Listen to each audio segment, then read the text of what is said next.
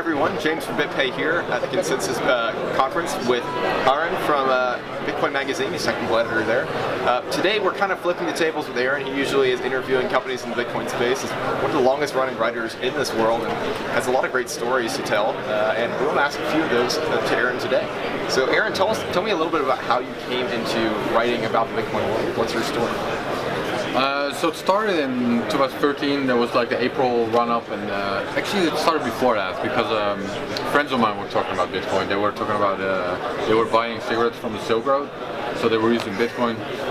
And I was kind of a starting journalist, and I was looking for stories. And so I heard him talking about it, and it sounded interesting, like this weird darknet marketplace, that didn't exist before. Digital money didn't really exist. I didn't know what it was at first, obviously. I just thought it was PayPal but anonymous. But all of that stuff is interesting. It could be a cool story.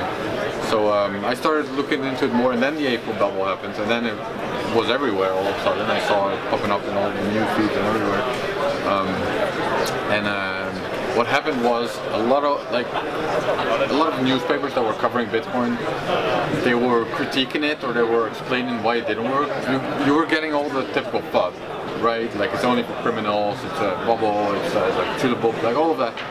And I had such a different view on what was happening. I felt like this is amazing, like it's actually working, people are using it, and it's like a new type of one. It's incredible, why are we so negative? So I started writing a blog post series just for myself at first, and I published them online and refuting, debunking the myth. So that's how it started. And these kind of caught on a sort of Dutch crypto Twitter back in these days and that sort of stuff. And then I started a Dutch news site based on it seemed to be catching on. So towards the end of 2013, and there was another bubble or a surge, however you want to call it. And then I started a Dutch news site, which was called CoinCrowned, and I did that. And in the meantime, I started also freelancing for CoinDesk, Bitcoin Magazine, a couple of others.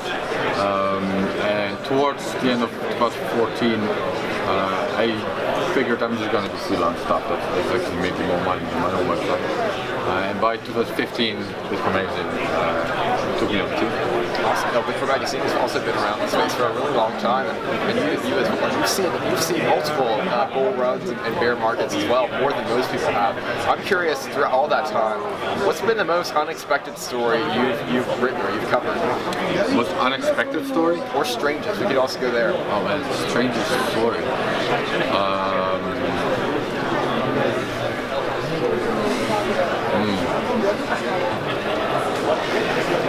I don't know. Strangest story. There's got to be strange stories out there. What do you like writing about this? What is your particular angle? What you really well, what people tend to like. So I still keep an eye on the dark market stuff. The first thing that got me interested, I still think it's interesting, to be honest. But what people will know me most for, what people will remember the most, are sort of my technical explainers, where I kind of try to bridge the gap between the development community and sort of the general Bitcoin public. So explaining like segregated witness, how that works, or Lightning Network, or Taproot recently, and that's what people tend to like most, I think, or that's what I bring up most often, like conferences like this. Oh, and I've seen it. You did an excellent job of breaking things down. You made an explainer cycle 2x back in the day. That was really clear, and you cut through a lot of the faults. Thank you. Yeah, so that's what people tend to like, I think. I kind of like doing that. Yeah. And I'm still thinking of strangest story. Yeah. I'll have one by the end of the interview. I should have one. What do you think is key when you're breaking down difficult concepts like Lightning or SegWit or any of these new innovations coming into Bitcoin? What is the most important thing for you as a writer to know about how to explain that to a layperson? I think I have a couple of sort of basic tricks which aren't like spelled out on paper, but don't write anything up you don't understand yourself. I think that's an important one, and I think more sort of journalists are doing that. Like if you're not gonna understand it, definitely your audience is gonna. So if you don't understand it, you gotta, do a little bit more research or something. You gotta understand what you're writing about, and then use plain English as much as possible. The developers tend to have all sorts of advanced terms for what they're doing. Break it down to like plain English, and if you do these two things, I think you get pretty far. And I would say these are probably the two most important tips I would give. That's great advice. Are there any stories recently you've written about, or any stories coming out that you're excited to cover? We've been working on a print magazine. Yes. That's going to be a one-time thing for now, because we're doing the Bitcoin 2019 conference in San Francisco. Nice. So we're going to be handing out, or I don't know, are we going to sell it or hand it out? I think we're going to hand it out, but I shouldn't make promises here. I should know this, but not. Anyways, so there's going to be a print magazine. Wrote a couple of stories for that one, mostly about the history of Bitcoin for the first 5 years, something like that. No, less. Anyways, the history of Bitcoin, the first couple of years, also pre-history stuff. And I think that will open up the sort of the magazine, and then from there it sort of disperses in all of the different stuff that's happening. The magazine, the general theme is sort of Bitcoin 10 years, which has been around and what have been the stories in the past 10 years. Well, that's very exciting. And so, coming back to one of the earlier questions, maybe I'll phrase it in a different way too. You talked about the first 5 years of Bitcoin. You know the history really well, and you've obviously seen the space evolve. Strangest story, or perhaps maybe, if not strangest, maybe most important piece of history that most people in the Bitcoin and blockchain world, maybe here at Consensus, don't know but should.